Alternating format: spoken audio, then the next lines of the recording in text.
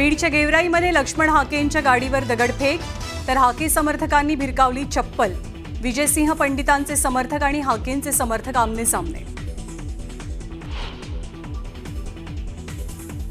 आरक्षण न दिल्यास तुमचं सरकार उलथवून टाकू. फडणवीसांना फक्त आज आणि उद्याची संधी. मनोज जरांगेंचा सरकारला इशारा. मुंबईला निघण्यासाठी विशेष रथही तयार.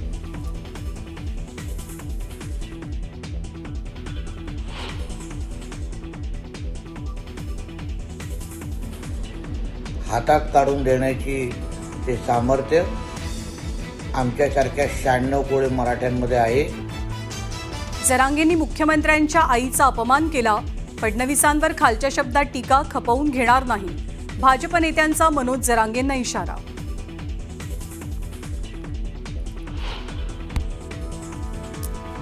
मुख्यमंत्री देवेंद्र फडणवीसांच्या आईबद्दल अपशब्द काढले नाहीत. ओघात बोललो असेल तर शब्द मागे घेतो. मनोज जरांगेंचं स्पष्टीकरण. आश्वासनानंतर अखेर सदाभाऊ खोत यांचं ठिय्या आंदोलन मागे. सीएम कार्यालयातील अधिकाऱ्यांकडनं बैठकीचं आश्वासन. बोगस गोशाळा, कथित गोरक्षकांवर कारवाईबाबत सुरू होतं आंदोलन.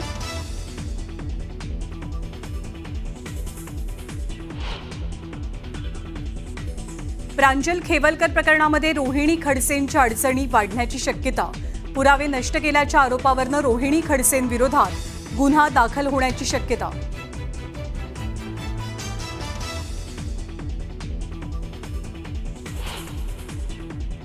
वराह जयंतीनिमित्त मुंबईतल्या चेंबूरमध्ये नितेश राणेंकडनं महाआरती.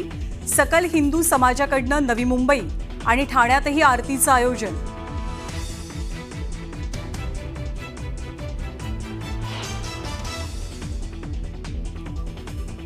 त्यांनी घरात मस्त 2-4 डुकरं बांधावी, वराहाला डुक्कर असं म्हणतात, आणि रोज आरती करावी. वराह जयंतीवरनं अमोल मिटकरींचा राणेंना घरचा आहे. शेतकऱ्यांच्या शत्रूची पूजा म्हणजे शेतकऱ्यांच्या जखमेवर मीठ. मिटकरींची टीका.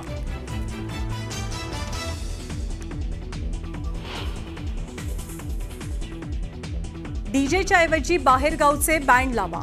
पैसे कमी पडले तर माझी बॅग उघडीच आहे. मंत्री संजय शिरसाट यांच्या वक्तव्यामुळे नव्या वादाला तोंड फुटण्याची शक्यता.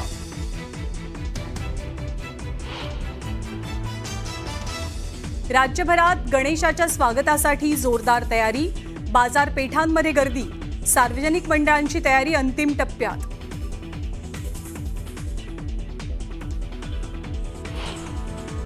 तर बातम्यांचा घेऊया वेगवान आढावा. देवेंद्र फडणवीसांना 2 दिवसांची संधी देतो. 2 दिवसात आरक्षण द्या. मुंबईला येण्याची गरज भासणार नाही असं मनोज जरांगे पाटलांनी म्हटलंय. 27 तारखेला अंतरवाली सराठी सोडलं की कुणाचंही ऐकणार नाही. आरक्षण दिलं नाही तर तुमचं सरकार उलथवून टाकेन अशी थेट धमकी मनोज जरांगेंकडनं देण्यात आली आहे. तर आरक्षण आणि सरकार पाडण्याचा काही संबंध नसल्याचं म्हणत नवनाथ वाघमारे यांनी जरांगेंवरती टीका केली आहे. सरकार पाडण्यासाठी जरांगेंच्या हातात काय आहे असा सवालही त्यांनी विचारला. सरकारला अजूनही 2 दिवसांचा वेळ देतोय. महाराष्ट्र अस्थिर करू नका. सरकारनं आडमुठी भूमिका सोडावी. मराठा समाजाला वेठीला धरू नका असा इशाराही मनोज जरांगे पाटील देतात. 27 ऑगस्टला अंतरवालीतनं ते मुंबईसाठी निघतात. 27 तारखेला शिवनेरीवरती मुक्काम करून 28 तारखेला आझाद मैदानावरती पोहोचू अशी माहिती मनोज जरांगेंनी दिली आहे. आरक्षणाचा गुलाल उधळूनच परत येऊ असा निर्धारही त्यांनी व्यक्त केला. 29 ऑगस्टपासून आझाद मैदानामध्ये बेमुदत उपोषण करणार. मागण्या पूर्ण झाल्याशिवाय मुंबई सोडणार नाही असं जरांगेंनी ठणकावलंय. आम्ही न्यायासाठी मुंबईत जातोय, कुणाला त्रास देण्यासाठी नाही असंही त्यांनी सांगितलं. 10% आरक्षण म्हणजे भाड्याचं घर आहे. आम्हाला भाड्याचं घर नकोय तर हक्काचं घर द्या अशी मागणी मनोज जरांगेंची आहे. मराठा आणि कुणबी एकच आहेत. सरकारनं हे मान्य करावं असं जरांगे म्हणतात. तर परळीमध्ये चलो मुंबई या आशयाचे भले मोठे होर्डिंग्स झळकतात आणि याच होर्डिंगवरती मस्साजोगचे दिवंगत सरपंच संतोष देशमुखांचा फोटो सुद्धा लावला गेलाय. मराठा समन्वयक अमित घाडगे पाटील यांनी परळीमध्ये राणी लक्ष्मीबाई चौकात लावलेले होर्डिंग्स सध्या चर्चेचा विषय आहेत. मनोज जरांगे पाटील 29 तारखेला मुंबईमध्ये आंदोलन करणार आहेत. या आंदोलनाला परवानगी देऊ नये अशी मागणी गुणरत्न सदावर्तेंची आहे. या आंदोलनामुळे ऐन गणेशोत्सवात कायदा सुव्यवस्थेची स्थिती निर्माण होऊ शकते असा दावाही सदावर्तेंनी केलाय. लातूरमध्ये शरद पवारांच्या राष्ट्रवादीकडनं मंडल यात्रा काढण्यात आली। यावेळी राजापूरकरांनी जरांगेंना दिल्लीमध्ये जाऊन आंदोलन करा असा सल्ला दिलाय। तो ओबीसी आरक्षणाला धक्का लावू नये असंही ते म्हणतात। धाराशिवच्या सारोडा बुद्रुक गावातील मराठा समाजानं मुंबईला निघण्याची तयारी सुरू केली आहे। यावेळी मराठा समाजानं रॅली काढत गावात शक्ती प्रदर्शन केलं। दरम्यान मुंबईतील 29 ऑगस्टच्या आंदोलनामध्ये हे सर्व मंडळी सहभागी होतात। मनोज जरांगेंनी मुख्यमंत्र्यांच्या आईचा अपमान केल्याचा आरोप भाजप नेत्यांचा आहे। देवेंद्र फडणवीसांवरती खालच्या शब्दात टीका खपवून घेतली जाणार नाही असा इशाराही भाजप नेत्यांनी जरांगेंना दिलाय। मुख्यमंत्री देवेंद्र फडणवीसांच्या आईबद्दल आपण अपशब्द काढले नसल्याचं वक्तव्य जरांगेंनी केलंय।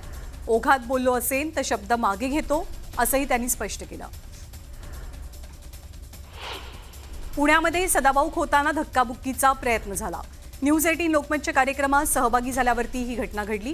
खोत हे गोरक्षकांच्या विरोधात भूमिका मांडल्यामुळे त्यांना धक्काबुक्की करण्यात आली। बीडमध्ये लक्ष्मण हाकेंच्या गाडीवर दगडफेक झाली आहे।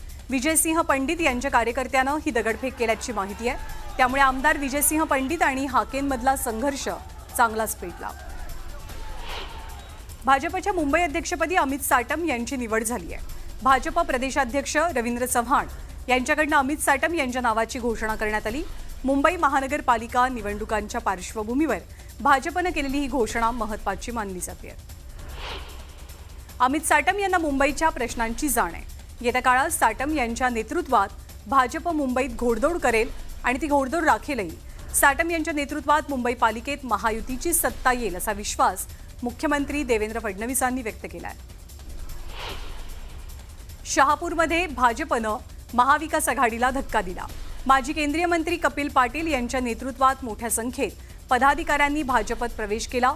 भाजपचे प्रदेशाध्यक्ष रवींद्र चव्हाणांच्या उपस्थितीत हा पक्षप्रवेश पार पडलाय। ठाणे आणि कल्याण डोंबिवलीतील माजी नगरसेवक शिवसेनेमध्ये प्रवेश करतात। यात मनसेच्या 2 माजी नगरसेवकांसह कार्यकर्त्यांचा सहभाग आहे। यामुळे मनसेला मोठा धक्का मानला जातोय। एकनाथ शिंदे यांच्या अखत्यारीतील नगरविकास विभागाबाबतची नाराजी देवेंद्र फडणवीसांनी सह्याद्रीवरती झालेल्या आढावा बैठकीत व्यक्त केली आहे। कल्याणकारी योजना राबवण्यामध्ये झालेल्या प्रचंड विलंबामुळे मुख्यमंत्री नाराज असल्याची माहिती आहे। सुप्रिया सुळेंनी मांसाहाराबाबत केलेल्या वक्तव्यावरून आमदार गोपीचंद पडळकरांनी टीका केली। धर्मरक्षक पुरस्कार स्वीकारल्यानंतर पडळकरांनी सुप्रिया सुळेंवर टीका केली। काँग्रेस नेते राहुल गांधी यांनी देशात मतचोरी झाल्याचा आरोप केलेला असून त्यांच्या आरोपाला मनसे अध्यक्ष राज ठाकरेंचाही पाठिंबा आहे। राज ठाकरे यांचा हा आरोप मूर्खपणाचा असल्याची टीका शिवसेनेचे नेते प्रतापराव जाधवांनी केली आहे। आगामी कालावधीत गोकुळचं मैदान मारणार असून कोल्हापूरची हद्दवाढ आणि शक्तीपीठ महामार्ग कोणत्याही परिस्थितीत होणारच असं खासदार धनंजय महाडिकांनी स्पष्ट केलं आहे। अनेक योजना लोकहिताच्या आहेत, पण कोल्हापुरात विकास कामांना जाणीवपूर्वक काही विघ्न आणली जात आहेत असंही महाडिक म्हणाले। धाराशिव तुळजापूर बोगस मतदान प्रकरणावरनं भाजपचे आमदार राणा जगजितसिंग पाटील आणि काँग्रेसचे जिल्हाध्यक्ष धीरज पाटील हे आमने सामने आले। बोगस मतदार नोंदणी प्रकरणी सूत्रधार आमदार राणा पाटील असल्याचा धक्कादायक आरोप काँग्रेसचे जिल्हाध्यक्ष धीरज पाटलांनी केलाय। तर आता काँग्रेसकडे आरोप करण्याशिवाय दुसरं काहीच शिल्लक नसल्याचं प्रत्युत्तर हे राणांनी दिलंय। बातमी कोकणात नाही। कोकणात गणेशोत्सवासाठी मोठ्या संख्येनं मुंबईकर रवाना होतात। मात्र या कोकणवासियांसमोर विघ्नांची मालिका काही संपत नाहीये। कोकणातल्या गणेशोत्सवासाठी रेल्वेनं 350 गाड्यांच्या फेऱ्या सोडलेल्या असल्या तरी कोकणवासियांचे हाल कमी नाहीयेत। कोकणात जाण्यासाठी निघालेल्या गणेश भक्तांनी दिवा रेल्वे स्थानकावरती प्रचंड गर्दी केली होती। सकाळची गाडी पकडण्यासाठी रात्रीपासूनच प्रवाशांची गर्दी पाहायला मिळाली। रेल्वे स्थानकावरती कोकणात जाणाऱ्या प्रवाशांची मोठी गर्दी झालेली। अनेक तासांचा प्रवास करत गणेश भक्त कोकण गाठतात। दरम्यान रेल्वे तिकीट आरक्षण काही मिनिटातच कसं फुल होतं असा सवाल कोकणवासियांनी विचारलाय। रात्री 1:45 ला गाडी सुटली। प्रवास म्हणजे काय ठीक आहे, व्यवस्थित झालं। काय थोडंसं आहे. गाडी 1.5-2 तास लेट झाली त्याची पाहिली तर। काल 1:30 वाजता आली आणि आज 12:30चा टाइम ठीक आहे। 1.5-2 तास काय तेवढंसं काय त्रासदायक नाही। गणेशोत्सवासाठी तेवढं त्रास असं नाही वाटत। महत्वाचा मुद्दा होतोय की तिकीट हे विदिन सेकंड सर्व गाड्या फुल कशा काय होतात हा मोठा प्रश्न कोकणवासियांना पडलेला आहे. मागील कित्येक वर्ष हा प्रॉब्लेम क्रिएट होतोय की तिकीट काढायला गेलं की एका मिनिटाच्या आत सर्व गाड्या फुल रिग्रेट. हा काय प्रश्न कसा काय होतोय आणि कसं हे काय गणित समजत नाही.